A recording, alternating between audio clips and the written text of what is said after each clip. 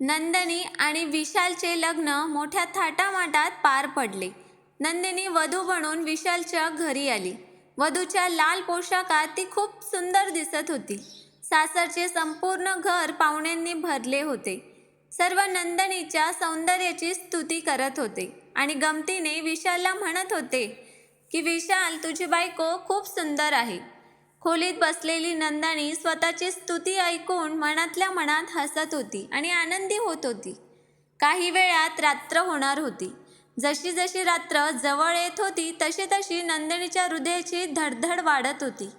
काही वेळाने नंदिनीची धाकटी नणंद सपना नंदिनीसाठी जेवण घेऊन आली आणि हसत म्हणाली, वहिनी, लवकर जेवण करा, नाहीतर भाऊ आल्यावर त्याच्याशी बोलताना जेवता येणार नाही. नंदिनीने सपनाला हळू आवाजात विचारले, पण तुमच्या भाऊचे जेवण झाले का? यावर सपना म्हणाली, वहिनी, भाऊने सांगितले आहे की तो नंतर जेवेल. आम्हाला वाटले की तुम्हाला भूक लागली असेल म्हणून मी तुमच्यासाठी जेवण आणले. असं म्हणत सपना हसत हसत खोलीतून बाहेर पडली. नंदिनीला तिची धाकटी नणंद सपना खूप आवडली. सपनाला बघून तिला वाटू लागलं की तिला नंदेच्या रूपात बहीणच मिळाली आहे. या सगळ्याचा विचार करून ती जेवायला लागली.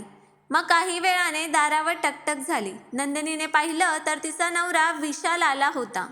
हे बघून नंदिनी जेवता जेवता घाबरून उठली. तेव्हा विशाल तिला म्हणाला की घाबरू नकोस आणि व्यवस्थित जेवण कर. मग नंदिनी जेवायला लागली. जेव्हा नंदिनीचे जेवण झाले तेव्हा तिने विशालला विचारले की तुम्ही जेवलात का? विशाल म्हणाला, हो, मी खाल्ले आहे. नंदिनी बेडवर बसली होती. विशाल नंदिनीजवळ गेला आणि तिचा हात धरून म्हणाला, नंदिनी, मला तुला काही सांगायचे आहे, पण तू मला वचन दे की तू हे कोणालाही सांगणार नाहीस. नंदिनी म्हणाली, विशाल, मी तुमची पत्नी आहे. माझ्यावर विश्वास ठेवा. मी कोणाला काहीच सांगणार नाही. त्यानंतर विशाल आणि नंदिनीमध्ये काय झाले हे मला माहीत नाही. ही गोष्ट गुपित होती. पण विशालने नंदिनीला जे सांगितले ते ऐकून नंदिनीचे डोळे ओले झाले आणि ती ढसाढसा रडायला लागली. विशालने नंदिनीला खूप समजावले, पण नंदिनीचे अश्रू थांबतच नव्हते. ती रडतच राहिली. काही वेळाने नंदिनी आणि विशाल एकमेकांकडे पाठ करून झोपले. नंदिनी आणि विशाल दोघांनीही लग्नाची पहिली रात्र साजरी केली नाही आणि एकमेकांशी काही बोललेही नाही. नंदिनी आणि विशाल दोघांच्याही डोळ्यात झोप नव्हती. दोघेही फक्त रडत होते. काही वेळानंतर सकाळ झाली. सकाळ होताच नंदिनी अंथरुणावरून उठली आणि आंघोळीसाठी बाथरूममध्ये जाऊ लागली. तेवढ्यात विशाल नंदिनीचा हात धरून म्हणाला, नंदिनी, मी तुला सांगितले आहे ना की तू दुःखी आहेस हे तू कोणालाही समजू देणार नाहीस. नंदिनीने हळूच होकारार्थी मान हलवली आणि बाथरूममध्ये गेली. तिने आंघोळ करून मेकअप करून बाहेर आली तेव्हा ती खूप सुंदर दिसत होती. सर्वजण तिच्याकडे बघतच राहिले, पण तिच्या चेहऱ्याकडे बघून ती रात्रभर रडली असेल असे कोणालाही वाटले नाही. ती हसत हसत घरातील सगळ्यांशी बोलली. तिची धाकटी नणंद सपना तिला खूप आवडायची. नंदिनीचे असेच दिवस जाऊ लागले. ती स्वतःचे दुःख लपवत रोज आनंदाने सगळ्यांशी बोलायची. पण रात्री विशालच्या खोलीत झोपायला जायची तेव्हा दोघांनाही अश्रू अनावर व्हायचे. दोघेही एकमेकांना मिठी मारून खूप रडायचे. नंदिनी आणि विशालचे दिवस असेच जात होते. एक दिवस अचानक विशालची तब्येत बिघडली आणि घरातील सर्वजण त्याला डॉक्टरकडे घेऊन जाऊ लागले. पण विशालने डॉक्टरकडे जाण्यास नकार दिला. तो म्हणाला की नाही, मी डॉक्टरकडे जाणार नाही, मी हळूहळू बरा होईन. पण विशालची तब्येत बरी झाली नाही आणि एके दिवशी त्याचा अचानक मृत्यू झाला. विशालच्या मृत्यूनंतर घरात एकच गोंधळ उडाला होता. सर्वजण खूपच रडत होते. विशालच्या मृत्यूला नंदिनीची सासू नंदिनीला जबाबदार ठरवत होती. ती रडत रडत म्हणत होती की त्या कुलक्षणीने येताच माझ्या मुलाला खाल्ले. पण आता जे व्हायचे होते ते झाले होते. पुढच्या काही दिवसात विशालचे 13वे पण पार पडले. विशालच्या मृत्यूनंतर बिचारी नंदिनी खूप एकटी झाली होती. कारण नंदिनीच्या माहेरच्या घरी तिचे वडील होते, पण तिची आई सावत्र आई होती. त्यामुळे तिला तिच्या माहेरच्या घरी जाणे योग्य वाटत नव्हते. त्यामुळे इच्छा नसतानाही ती सासरीच तिचे दिवस काढू लागली. नंदिनीची धाकटी नणंद सपना खूप चांगली होती. तिचे नंदिनीवर खूप प्रेम होते.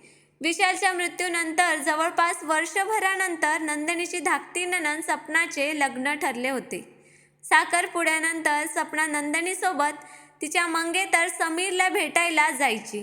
नंदिनीला हॉटेलमध्ये बसवल्यानंतर ती समीरसोबत पार्कमध्ये फिरायला जायची. बाहेर निघाल्यावर नंदिनीलाही थोडं बरं वाटलं. पण एके दिवशी सपना समीरला भेटून हॉटेलवर परतली तेव्हा तिला दिसलं की तिची वहिनी नंदिनी बेशुद्ध अवस्थेत पडली होती. काही लोकांनी तिच्यावर पाण्याचा शिडकावा केला. नंदिनीला शुद्ध आली पण तिची तब्येत खूपच खराब होती. सपनाने ऑटो रिक्षा बोलवून नंदिनीला दवाखान्यात नेले. पण हॉस्पिटलमध्ये गेल्यावर हकीकत ऐकून सपनाच्या पायाखालची जमीनच सरकली, कारण नंदिनी गरोदर होती. वाटेत येताना सपनाने नंदिनीला विचारले की वहिनी, माझ्या भावाला जाऊन 1 वर्ष उलटून गेला, मग तरीही तुम्ही गरोदर कशा झाल्या? सपनाच्या या प्रश्नाने नंदिनीला विचारात टाकले आणि ती ढसाढसा रडू लागली. सपना नंदिनीला म्हणाली, वहिनी, तुम्ही का रडत आहेत? हे मूल तुमच्या पोटात कसे आले ते मला सांगा. आज नाही तर उद्या हे सत्य सर्वांसमोर येणार, तेव्हा आम्ही लोकांना काय उत्तर देणार? सपनाच्या बोलण्याला नंदिनी काहीच उत्तर देत नव्हती. ती फक्त रडत होती आणि रडल्यामुळे तिच्या तोंडातून आवाजही निघत नव्हता. म्हणून सपना नंदिनीला एका पार्कमध्ये घेऊन गेली. पार्क खूप सुमसाम होते. तिथे खूप कमी लोक होते. सपना नंदिनीला म्हणाली, वहिनी, तुम्ही थोडा वेळ इथे बसा, मी तुमच्यासाठी पाणी आणते. सपनाने नंदिनीसाठी पाणी आणले. पाणी पिऊन झाल्यावर नंदिनी जरा शांत झाली. तेव्हा सपनाने तिला परत एकदा विचारले की वहिनी, जर तुम्ही मला तुमची मैत्रीण समजत असाल तर मग सत्य माझ्यापासून का लपवत आहात? मला सांगा, हे कोणाचे मूल आहे? जर तुम्ही हे मला सांगणार नाही तर कोणाला सांगणार आहात? सपनाने अनेक वेळा विचारल्यावर नंदिनी सपनाला म्हणाली, सपना, तुमच्या भावाने मला लग्नाच्या पहिल्याच रात्री शपथ दिली होती की मी हे गुपित कोणालाच सांगायचे नाही. पण आज नियतीने मला अशा टप्प्यावर आणले आहे की इच्छा नसतानाही मला हे सगळं तुम्हाला सांगावंच लागेल. नंदिनी सपनाला म्हणाली, सपना, जेव्हा मी तुमच्या भावाची वधू म्हणून तुमच्या घरी आले तेव्हा लग्नाच्या पहिल्याच रात्री मला खूप आनंद झाला होता. प्रत्येक मुलगी जशी तिच्या पहिल्या रात्रीबद्दल उत्सुक असते, मी पण तशीच उत्सुक होते. पण माझ्या आनंदाला कोणाची तरी नजर लागली. तुमच्या भावाने खोलीत येताच माझ्याकडून वचन घेतले की मी जे काही सांगत आहे ते तो कोणालाच सांगणार नाही, कारण हा त्यांच्या इज्जतीचा प्रश्न होता आणि मी पण त्यांच्यावर खूप प्रेम करत होते. माझ्या पतीची बदनामी होईल अशी माझी पण इच्छा नव्हती, म्हणून मी त्यांच्या म्हणण्याला सहमती दिली.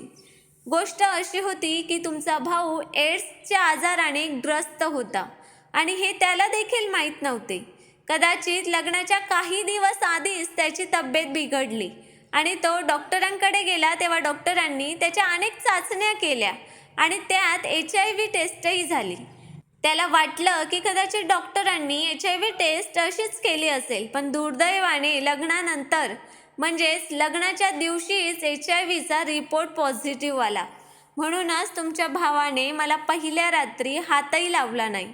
तो खूप चांगला माणूस होता. तुमच्या भावाचं माझ्यावर खूप प्रेम होतं. म्हणून जेव्हा त्यांना समजले की ते आता काही दिवसच जगणार आहे आणि त्यांच्याशी माझे लग्न झाल्यामुळे माझे नाव त्यांच्याशी जोडले गेले आहे, म्हणून त्याने या सर्व गोष्टी त्यांच्या जिवलग मित्राला कार्तिकला सांगितल्या आणि असेही सांगितले की माझ्या मृत्यूनंतर तू माझ्या घरच्यांशी बोलून नंदिनीशी लग्न कर. कार्तिकने तुमच्या भावाला समजून घेतले आणि त्याच्याशी सहमत झाल्यानंतर कार्तिकने माझ्याशी लग्न करण्यास होकार दिला. त्याने आईला त्याच्या आणि माझ्या लग्नाबद्दल विचारले, पण आईला हे लग्न मान्य नव्हते. तुमचा भाऊ मला रोज रात्री कार्तिकशी बोलायला लावायचा. आता तो फक्त त्याच्या मृत्यूची वाट पाहत होता, कारण तो जिवंत असताना जर त्याने कार्तिकशी माझं लग्न लावून दिलं असतं तर लोकांनी त्याला हजारो प्रश्न विचारायला सुरुवात केली असती. मला कार्तिकशी बोलणं आवडत नव्हतं, कारण माझं मनापासून तुमच्या भावावर प्रेम होतं. पण तुमच्या भावाने माझ्याकडून वचन घेतलं होतं की मी त्याची आज्ञा मानून कार्तिकशी लग्न करावं. म्हणून मी कार्तिकशी बोलू लागले आणि जेव्हा तुमचे भाऊ वारले तेव्हा मला खूप एकटं वाटत होतं, त्या दिवसात कार्तिक मला फोन करायचा आणि माझ्याशी खूप बोलायचा. कार्तिक खूप चांगला माणूस आहे. त्यानंतर मला पण कार्तिक खूप आवडू लागला. आम्ही दोघांनी भेटायचा बेत केला, पण मी एकटी बाहेर जाऊ शकत नव्हते. म्हणून जेव्हा तुम्ही समीरला भेटायला माझ्याबरोबर यायच्या, तेव्हा मी कार्तिकलाही फोन करून बोलावून घ्यायची. बघता बघता आम्ही दोघं खूप जवळ येऊ लागलो. पण मी कार्तिकला म्हणाले की नाही कार्तिक, लग्न होईपर्यंत आपण एकत्र राहू शकत नाही. कार्तिक माझ्या आणि त्यांच्या नात्याबद्दल अनेकदा आईशी बोलले, पण आई माझं लग्न करायला तयार नव्हत्या. म्हणून एक दिवस मी आणि कार्तिकने मंदिरात जाऊन लग्न केले. हे मूल दुसऱ्या कोणाचे नाही, हे माझे आणि कार्तिकचे मूल आहे. नंदिनीचे बोलणे ऐकून सपनाच्या डोळ्यात खूप पाणी आले. सपना नंदिनीला म्हणाली, वहिनी, भाऊचे तुझ्यावर खूप प्रेम होते, पण नशिबाने त्याला तुमच्यापासून हिरावून घेतले. इतका प्रेमळ नवरा क्वचितच कुणाला मिळतो. पण वहिनी, भाऊला एड्स कसा झाला हे भाऊने तुम्हाला सांगितले नाही का? यावर वहिनी म्हणाली, सपना, तुमच्या भावालाच माहीत नव्हते की त्यांना हा आजार कसा झाला. पण त्याच्या मृत्यूनंतर मला हे नको आहे की त्यांची चूक नसतानाही त्यांची बदनामी व्हावी. कारण याविषयी जर कोणाला माहीत झाले तर लोकांना हेच वाटेल की त्यांनी काहीतरी चूक केली असावी, त्यामुळेच त्यांना हा आजार झाला आहे. सपनाने नंदिनीचा हात धरला आणि म्हणाली, वहिनी, माझ्या भावाच्या आजाराविषयी कुणाला न सांगून तुम्ही ज्याप्रमाणे माझ्या घरच्यांची इज्जत वाचवली, त्याचप्रमाणे मी तुम्हाला एक वचन देते की जरी तुमचे आणि कार्तिक भाऊचे लग्न झालेले आहे, पण समाजासमोर तुम्हा दोघांचे लग्न झालेले नाही. म्हणून माझ्या लग्नाआधी मी तुमचे आणि कार्तिक भाऊचे लग्न करून देईन. त्या दिवशी सपना घरी गेल्यावर आईला म्हणाली, आई, समीर आणि माझं पुढच्या महिन्यात लग्न आहे, पण मला आधी माझ्या वहिनीचं लग्न करायचं आहे. सपनाची आई म्हणाली, तू वेडी झाली आहेस का? जर मी तुझ्या वहिनीचं लग्न करून दिलं तर माझी सेवा कोण करणार? सपना आईला समजावत म्हणाली, आई, तू तुझ्या स्वार्थासाठी वहिनीचे आयुष्य का उद्ध्वस्त करू इच्छित आहेस? सध्या तुझ्यात इतकी ताकद आहे की तू तुझे काम स्वतः करू शकतेस. भविष्यात तुझी काळजी घ्यायला तर आम्ही आहोतच ना. तू जोपर्यंत कार्तिक भाऊचं आणि वहिनीचं लग्न करून देणार नाहीस तर ऐक, मी पण लग्न करणार नाही. देव प्रत्येक वहिनीला सपनासारखी नणंद देव. सपनाने आईला एवढं समजावलं आणि धमकी दिली की आई नंदिनीचे लग्न कार्तिकशी करायला तयार झाली. पुढच्या काही दिवसात नंदिनी आणि कार्तिकचे लग्न झाले. तर मित्रांनो, स्टोरी कशी वाटली ते कमेंट करून नक्कीच सांगा. आम्ही नेहमीच तुमच्या कमेंट्स आणि लाईकची वाट बघत असतो. आणि स्टोरी आवडली असेल तर चॅनलला सबस्क्राईब करायला पण विसरू नका. धन्यवाद.